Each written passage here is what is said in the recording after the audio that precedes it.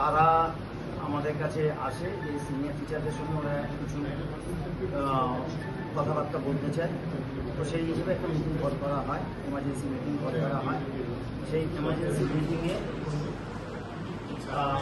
আমাদের কথাবার্তা চলছিল, অনেক কিছুই আমরা করে উঠতে পারিনি, সেগুলো নিয়েও কথাবার্তা হচ্ছিল। ইন দ্য মিন টাইম যেটা হচ্ছে এতক্ষণ যে কথাবার্তা চলছিল, হঠাৎ করেই কিছু ছেলে এখানে জোর করে ঢোকার চেষ্টা করে। তো আমরা তো এবং ইন্টেনশনটা আমার মোটেই ভালো লাগেনি, কারণ দরজা ওই দেখুন কাঁচ ভেঙে রয়েছে, আপনারা যাওয়ার সময় ছবি করে নিয়ে যাবেন। কাঁচ দিয়ে কেউ যদি এরকম ঘুষি মারে তাহলে তো হাত কাটবে। সুতরাং এখানে এই ধাক্কাধাক্কি হয়, দরজায় লাথি মারা থেকে শুরু করে নানা রকমভাবে আমার মনে হয়েছে ইন্টেনশন খুব একটা ভালো ছিল না। যাই হোক, আমরা এটা নিয়ে যথাযথ পুলিশকে জানাই এবং পুলিশ এসে সামনেটা অন্তত খালি করে দেয়।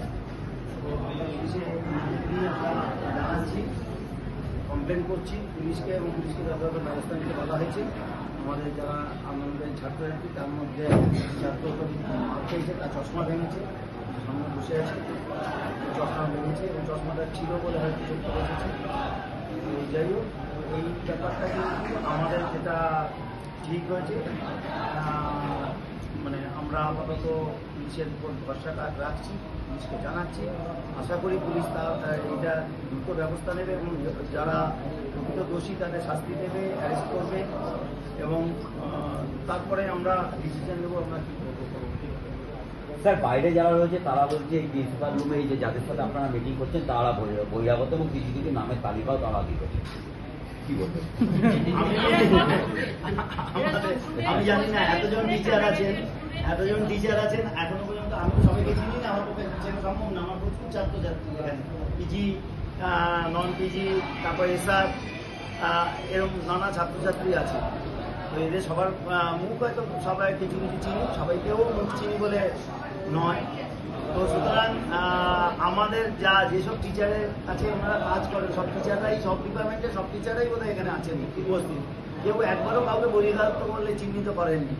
তাহলে বহিরাগত হলো কি করে আমি জানি না। তাহলে মূলত যারা বাইরে রয়েছে তাদের আসল দাবিটা কি ছিল আমি জানি না। তারা ধাক্কাধাক্কি করে দরজায় লাথি মারছিল, দরজায় ঢোকার চেষ্টা করছিল এই মিটিংটার মধ্যে, এবং তাদের ইন্টেনশন তারাই বলতে পারে।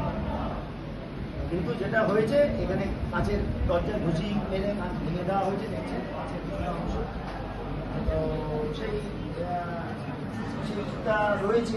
তারপরে গেট একদম সামনে ছিল, দরজা খুলতে কেউ ডাকছে, মাঝে মাঝে ডাকছে, ও গিয়ে দরজা খুলছে, কেউ না কেউ আমাদের যারা ছাত্রছাত্রী আছে তারা কেউ গিয়ে দরজা খুলছে, এটা একটা নিয়ম হতে পারত পারে দরজা খোলা।